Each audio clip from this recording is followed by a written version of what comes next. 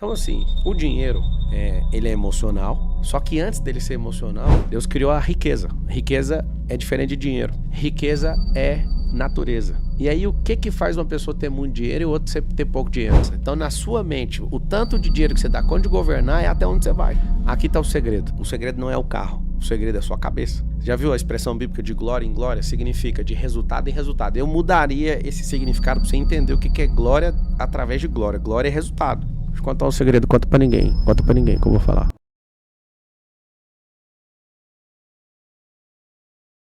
Todo mundo tá louco aí na Terra procurando um propósito. Tem gente que confunde propósito com emprego, com profissão. Sim, muita gente confunde isso. E não tem nada a ver, profissão é uma fase. Profissão não define você. Tem gente que pegou um diploma e virou aquilo.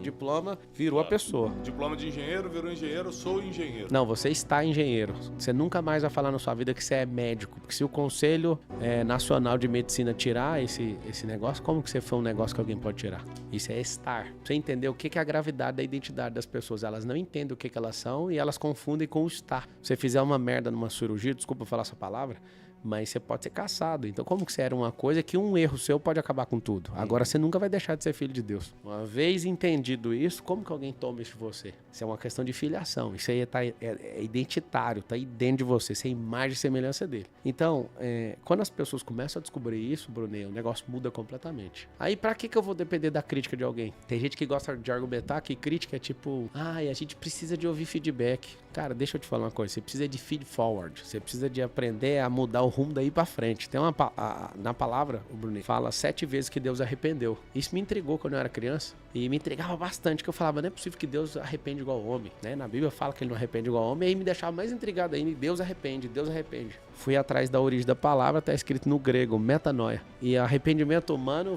faz a pessoa voltar atrás. O metanoia significa mudança de rota a partir daquele momento. Então, quando você, de fato, tá querendo crescer e desenvolver, você vai, não é ficar arrependendo pelo que fez, mas é mudando a rota a partir dali. O feedback fica voltando atrás demais. Você precisa de feed forward, é tipo ajuste dali pra frente, e não ficar retrocedendo no que você fez.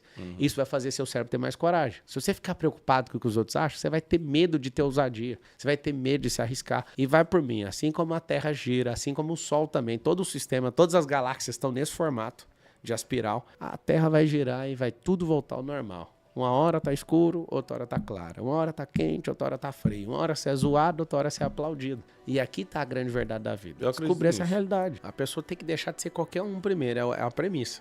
Se ela entender que ela é qualquer um, ela não vai conseguir. Tem 3 coisas que você tem que lutar na sua vida para sempre investir e sempre mudar de nível. Conectar com gente, ambiente e frequência. Ou troca essa palavra por vibração. Gente, frequência e vibração. Eu lembro de você alguns anos atrás, sei lá, 8 ou 9, assistindo você falando uma palestra, não sei o que, negócio de sabedoria. Aí eu fiquei assim, mano, será que esse cara entende o que ele tá falando? Ficava assistindo de longe ali, nunca te vi. Aí eu vi um vídeo seu. Eu lembro de ver o Paulo Vieira falando, mentaliza. Eu ia falar, que papo é isso? Por que esses caras ficam falando isso? Só pra você ver os questionamentos. A primeira coisa quando eu ouvi foi de... Isso não é resistência, porque ignorância gera resistência também. Tudo na vida tem o sentido bom e o sentido ruim. O estresse, por exemplo. O estresse bom é o que eu pego o ferro e levanto. Vou pra academia. Vai liberar neuroativador, o cortisol. Você vai...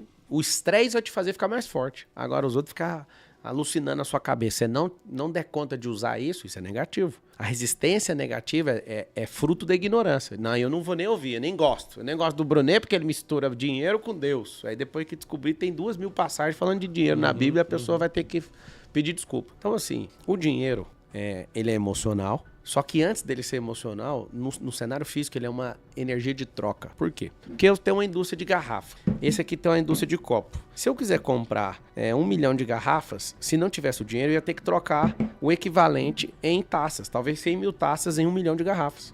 Só que eu quero comprar só as garrafas e o cara não interessa nisso. Então a gente troca por esse negócio aqui, chama pecúnia, que é o dinheiro, o valor monetário. Então eu produzo, troco por essa energia, carrego essa energia para mim para poder comprar esse microfone, comprar essa mesa, comprar o que eu quiser sem ter que fazer troca. O dinheiro é isso. Olha em Gênesis, Deus não criou o dinheiro. Deus criou a riqueza. Riqueza é diferente de dinheiro. Riqueza é natureza. E aí o que faz uma pessoa ter muito dinheiro e o outro ter pouco dinheiro? Aí ele começa a ser emocional. Por quê? Porque pro dinheiro ser emocional, ele precisa ter governança. Então, na sua mente, o tanto de dinheiro que você dá conta de governar é até onde você vai. Por exemplo.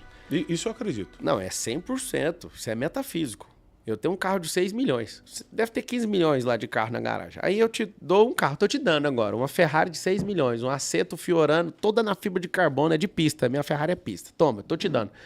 Aí você fala, nossa, obrigado. Só que você tem que pagar o IPVA. O IPVA é 300 mil. E agora? Tá endividado. A pessoa já é. Cara. Por que eu tô te falando isso? Você imagina que tem gente que ficou feliz, Brunet, quando eu falei, toma o carro de graça. Quando eu falei, toma IPVA, a pessoa vai falar o quê?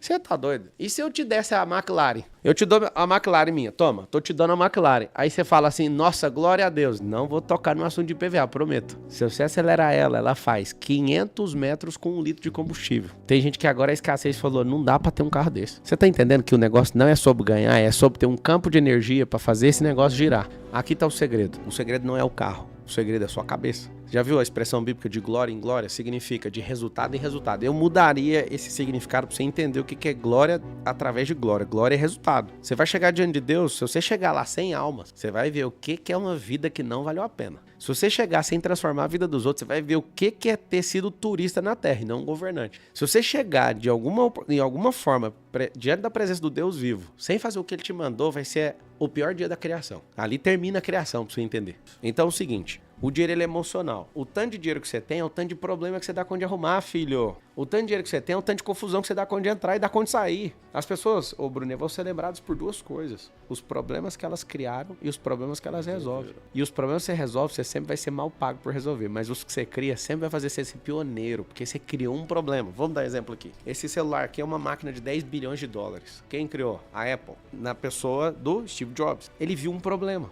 O problema é que todo mundo pirava pra uma máquina chamada... Como é que chamava aquele celular de 25 teclas lá? O BlackBerry.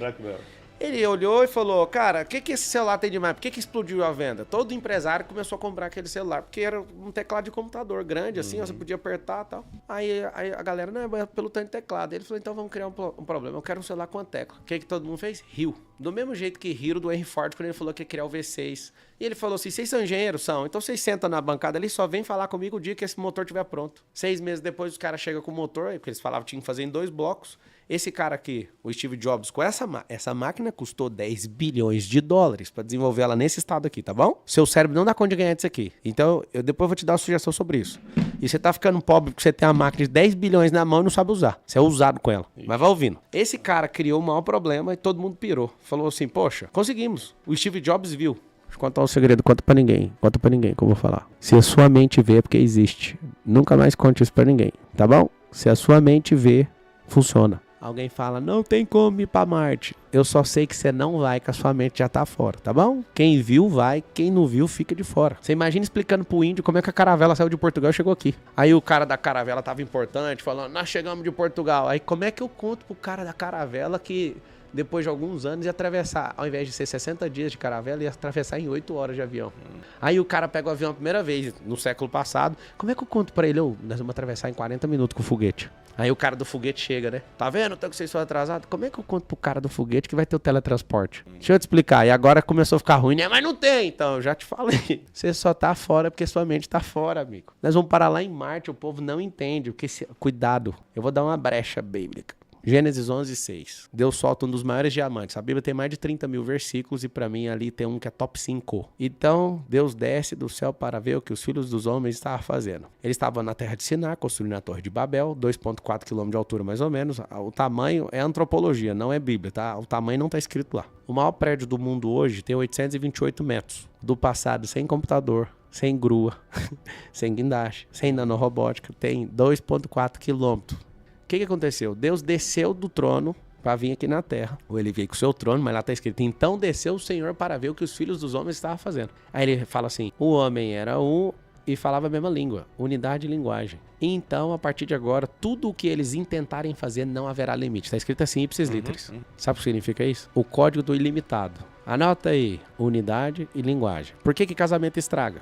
Porque não tem unidade, não tem linguagem. Você quer destruir qualquer coisa? Quebre a unidade e quebre a linguagem. Sociedade não funciona com unidade quebrada e nem com linguagem quebrada. Só que Deus deixou lá aquela fala. A Bíblia tem 40 autores e toda a palavra de Deus é inspirada pelo Espírito Santo, mas tem um problema que você tem que avaliar. Essa é uma fala da boca do Deus vivo. E tudo que eles intentarem fazer não haverá limites. E ele vai lá e coloca uma língua para cada um. Por isso que o nosso amigo Flávio Augusto virou bilionário. Quase desse dia. O que eu quero que você entenda é que unidade de linguagem muda tudo. Por que aí eu fecho aquela pergunta que ficou em aberto da política?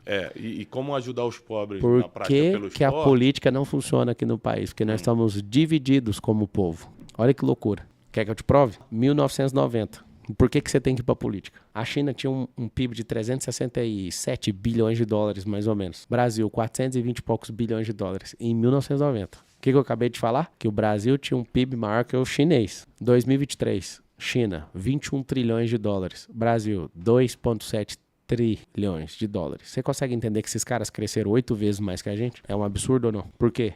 Porque lá tem uma só língua em unidade. Não vamos discutir modelo político. Lá, o próprio chinês, eu tenho negócio lá, eles falam o seguinte: uma nação, 2 sistemas. Enquanto eles não investiram no metacapitalismo ali, não andou. Em 3 anos, a China usou mais concreto que os Estados Unidos da América em 100 anos. Você consegue entender a gravidade dessa informação? Aí você pergunta, como que a gente vai mudar a vida dos outros? Você imagina alguém que senta numa cadeira política e fala assim, ó, vamos provocar o maior mutirão que já foi visto. Pegar esse tanto de gente que não faz nada e colocar eles em mutirão. Você imagina o prefeito de São Paulo pegando, por exemplo, os 41 mil imóveis que a prefeitura tem e começa a perguntar essas áreas para construir casa para as pessoas que ajudaram a construir essa cidade. Aqui é a cidade mais nordestina do mundo. Não tem nenhuma cidade no Nordeste que tem mais nordestino que São Paulo. Aqui é o lugar onde tem mais italiano fora da Itália. Ou seja, aqui é o lugar onde os povos se encontraram. Concordo. Certo? Agora vamos para o propósito de São Paulo. Começada dia 25 de janeiro de 1554. Como é que começa a cidade? Com oração. 13 jesuítas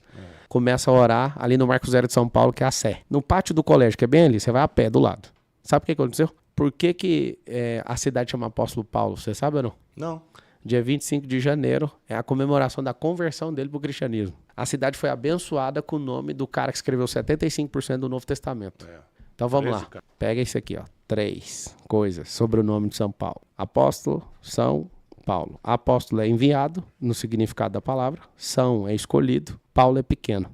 Alguém que começou pequeno, debaixo de uma profecia, de uma palavra, de uma oração, e homenageando um cara que era muito bom e que ele recebeu essa conversão, certo? Olha o que é a cidade hoje. O povo árabe veio para cá ensinar comércio, o israelita disrupção, o povo japonês tecnologia, a inteligência artificial, o povo chinês. Todos os povos vieram da Terra para onde? Para a cidade mais poderosa do hemisfério sul. Não tem outra mais poderosa, não é América Latina. É porque as pessoas aqui não entendem. A parte do meio da Terra para baixo é São Paulo. Olha que loucura. E aí a gente está diante da maior sociedade do hemisfério sul, que só numa cidade tem 12 milhões, na metrópole tem 20, e na megalópole, que é o conjunto de metrópoles, tem 30 milhões de pessoas. Aqui é o futuro do país. Aqui tudo gira mais rápido. Aí você me perguntou, como é que faz para mudar a mente das pessoas? Nós vamos descapilarizar. Quando eu falo nós, é com político ou sem político, não quero nem saber, nós vamos fazer isso.